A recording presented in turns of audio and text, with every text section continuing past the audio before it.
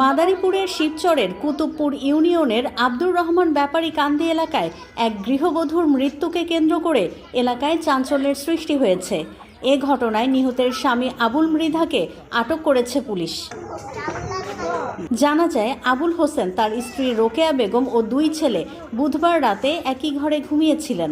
পরে গভীর রাতে রোকেয়া বেগম অস্বাভাবিকভাবে মারা যান। বিষয়টি নিয়ে স্বামী আবুল মৃধা দায় স্বীকার করেছেন বলে পুলিশ জানিয়েছেন। তবে মৃত্যু ঘটার কারণ স্পষ্ট করেননি। স্থানীয়রা মৃত্যুকে রহস্যজনক বলে মনে করছেন।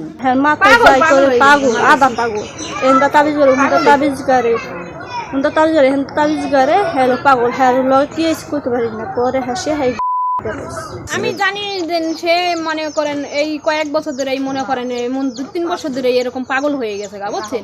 আরে ডাকা নিলেও মনে করেন করে আমার বোনের বাসায় আমি হের মেয়ে এই যে আবুল হোসেন মেদ্দা হের স্ত্রীর যে মারছে, সে পাগল 2 বছর ধরে মনে করেন পুরা পাগল। মনে করেন হে কইতেছে আমার যে এই সৎ মারে হে কয় যে তোর মেরেলামু মনে করেন এই সমস্ত দাউদু দিয়া সব সময় আড়ে। আবুল হোসেন মেদ্দা আমার আব্বা, হ্যাঁ মানসিক সমস্যাই আছে, বুঝছেন। হ্যাঁ ব্রেনটে কোনো কাজ করে না। খবর পেয়ে পুলিশ ও সেনাবাহিনী ঘটনাস্থলে পৌঁছে মরদেহ উদ্ধার করে প্রয়োজনীয় আইনগত প্রক্রিয়া সম্পন্ন করেছে। শিবচর থানার ওসি মোহাম্মদ রফিকুল ইসলাম জানান, স্বামীকে আটক করা হয়েছে এবং ঘটনার পেছনের প্রকৃত কারণ উদ্ঘাটনে তদন্ত চলছে।